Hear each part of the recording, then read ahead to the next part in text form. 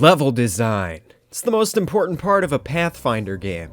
Oh, before I get any deeper, a Pathfinder game is an exploration-focused adventure game with interconnected level design. So Metroid, Hollow Knight, Symphony of the Night, Power Slave, Vomitorium, and Ori and the Blind Forest are Pathfinder games. I am sick of using the term Metroidvania. It's a stupid genre name and it's time to get rid of it, the same way with character action game and immersive sim. But that's a different topic for another day. So with that being said, since Epondium is a Pathfinder game, the level design has to be completely interconnected. That means you should be able to find shortcuts and alternative routes back to earlier locations in the game to make exploration quicker when you backtrack through different levels. The new abilities you uncover should also open up new areas to explore and make your character stronger as you find new power-ups or suit expansions. In Epondium, I have 6 levels total planned out.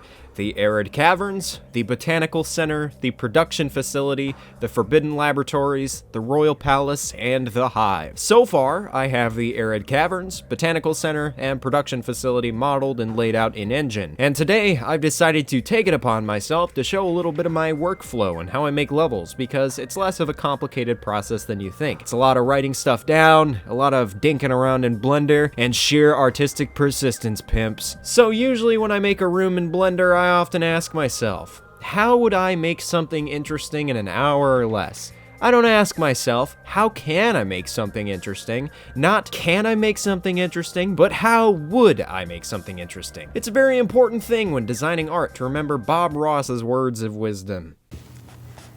And see what happens. As you paint, you'll see all kind of things happening on your canvas, and very soon you learn to use all these beautiful little things that happen.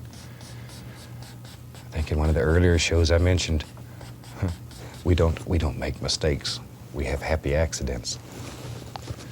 What a well-spoken, distinguished gentleman. You guys ever wonder if he painted anything with that brush on the top of his head? So when I design a level, I always start with a floor plan. What that means is in Blender, I make an abstract shape and add walls and other stuff to add verticality to a space. The most important part of level design is having a clear goal for the player. Sometimes that goal can be flipping a switch, killing a monster, acquiring a new ability, so on and so forth. It can even be as simple as opening a fucking door to go on to the next room. So I take that idea, and when I build the room, I keep that goal in mind, and I abstract the space around it as much as possible. I add different routes through a room, I add gaps to put platforming sections in, I make little alcoves and branches that lead to dead ends filled with goodies and monsters to encourage exploration in my exploration-focused game, but also to give the player agency and control over what decisions they make and when. And part of that player agency is letting them decide where the fuck should I go next. Take this same philosophy and apply it to every single room I make in the game, with the intended path being less obvious than the secondary ones, but still providing that path in an open, accessible way that can be found with just a little persistence. Often, to show players where they can go, I use colored lights or other objects of interest to let them know,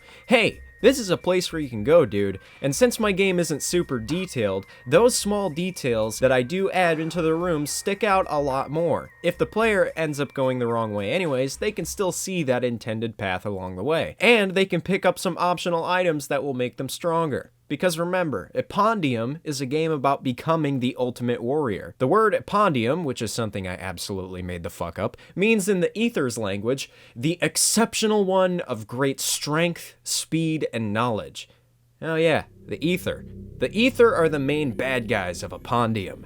They are a brutal, ruthless faction of religious aliens hell-bent on scientific discovery, not just for galactic domination, but to please their deities. I took inspiration from the Space Pirates from Metroid and the Covenant from Halo. I took the idea that the Space Pirates desire to enforce their will on the galaxy through scientific inventions, and the Covenant's desire to seek a holy afterlife where all their fanaticism and dominance over every other race, as the ultimate solution, pays off. It's a badass concept, and one that I'm really proud of, even if it is a little derivative. But part of art is taking ideas from other pieces of fiction and mashing them together to make something new. And while Epondium's core mechanics are basically ripped from Metroid Prime, I still have the freedom to tell whatever kind of story I want to.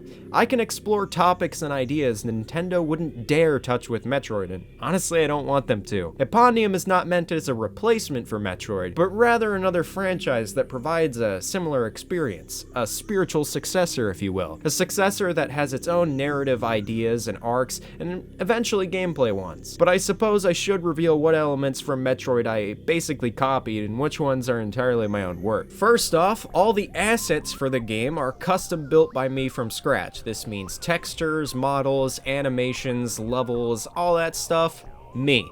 That much is given. I also do all the scripting for every object and level in the game, and I create my own sound effects by mixing stock stuff I find on Freesound and Audacity, or by purchasing them off of Fab on the Unreal Engine marketplace. Same with music. Now, I was gonna hire somebody to do my soundtrack for me, but nobody seems to actually want to do it, so might as well be me.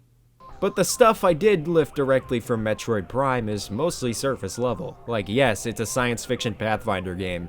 Yes, it has a protagonist with an arm cannon and a power suit. But instead of it being a Nordic blonde woman, it's instead a brown-haired man, much like myself. And I will kind of confess here that Zeta is essentially just the idealized version of myself. Strong, heroic, and capable of handling every challenge thrown his way. Far too often in fiction nowadays, people's self-insert characters are too flawed and unlikable that it's pretty much an excuse for them to grow and change for the plot. It's easy to write, it's kind of boring. But what happened to fiction with idealized heroes who are mostly flawless? Give me something to aspire to be, not a reminder of what a flawed human being I am. Show me the limits of humanity and what we can achieve through our noble actions. Back on topic though, the other elements I lifted for Metroid Prime are the scan visor, which you activate the...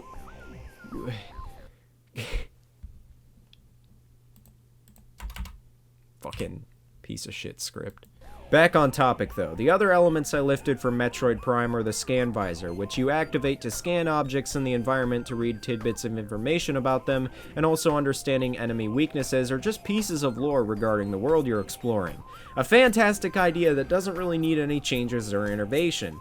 And Metroid Prime would not be the same without it, and since I'm making a successor to Metroid Prime, it only fits. However, I won't be doing any special visors with different effects like thermal or x-ray vision. I want the visor switching mechanic to be 100% optional in this game, partly from a design perspective of giving players complete agency and letting completion rates being tied to finding item upgrades and not just scanning everything, and also letting people actually decide if they want to use the scan visor or not, but I will provide very obvious benefits for doing so. The other idea I practically stole was the arm cannon changing its shape and color depending on what elemental beam type you have currently equipped.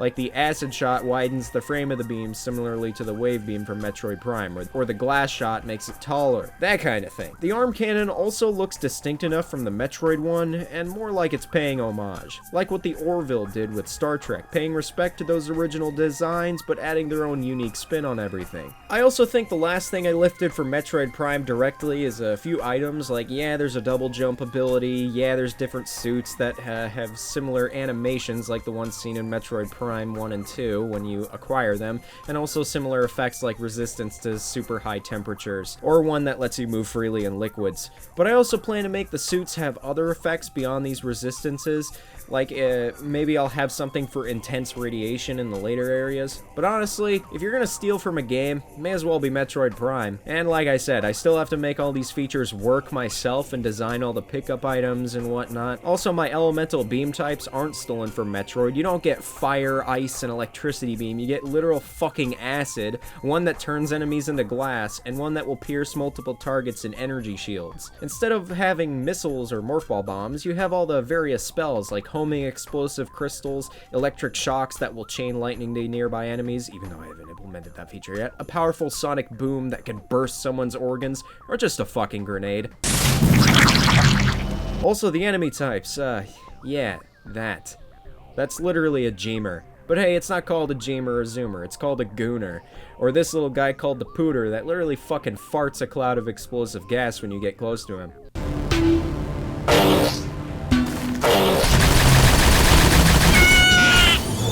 Okay, yeah, I should change that sound effect. Or what about those cool land sharks from Dungeons & Dragons called boulets, which for legal reasons I have to call moulets in the scan logs because I don't want the fucking at Hasbro to sue me, because it's probably likely if this game finds any success that also Nintendo will raise some eyebrows and start crying because they released a shitty Metroid-themed action game after people waited 18 fucking years for a follow-up for their last game in 2007, and now it's the responsibility of indie devs like me to pick up the shattered pieces of a glass half full they willingly threw on the floor. Fuck you, Nintendo. Also, selling a piece of the soundtrack behind a $30 plastic statue? Fuck you. Fuck you. The enemies I'm most proud of are these plant monsters, the Poppy, Locust, Stalker, and the area boss for the Botanical Center that are all evolutions of the same species. It's like going from the Alpha Metroids to Gamma, Zeta, and then Omega Metroids in Metroid 2. I love it when fiction does this, having a bad guy that evolves and changes over time with different stages in its life cycle. Think of the Graboids from Tremors or the Xenomorph from the Alien movies. Oh yeah, and the protagonist of Epondium is literally named after one of those Metroid evolutions too, so hey, Epondium has some cool enemies, man.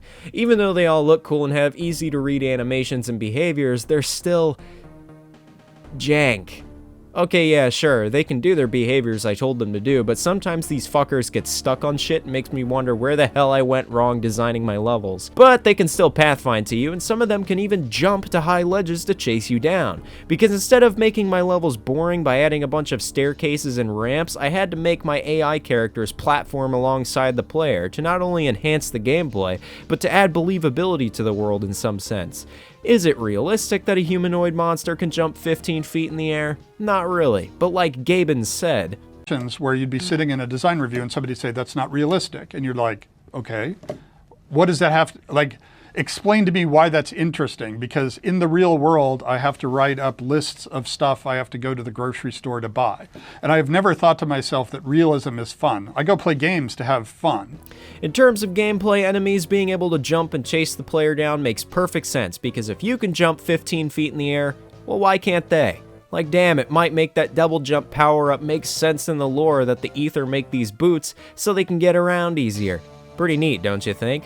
I love it when games justify their mechanics in the world without sacrificing their mechanics for the sake of realism. That having it exist needs to make sense in the context of the game rules first, and then you can warp the narrative to suit that game's purposes. And it should not be the other way around. Anyways, guys, that's pretty much all I had to say today. If you think Epondium looks cool, you should probably subscribe and like the video and share this with everyone on like social media and stuff. And if you're in a Metroid Discord servers or any sort of communities like that, you know, Reddit, I hate that. Hate saying to post my shit on Reddit, but you might be doing me a favor if you do that. Get this channel some exposure. You want this game to come out? Well, I'm gonna need support and probably some money at some point or another. I don't want to demand any of that out of you without actually, you know, selling you the damn game, but, you know, man's gotta make a living, and I don't know how much longer the restaurant I work at is gonna stay in business. God help us.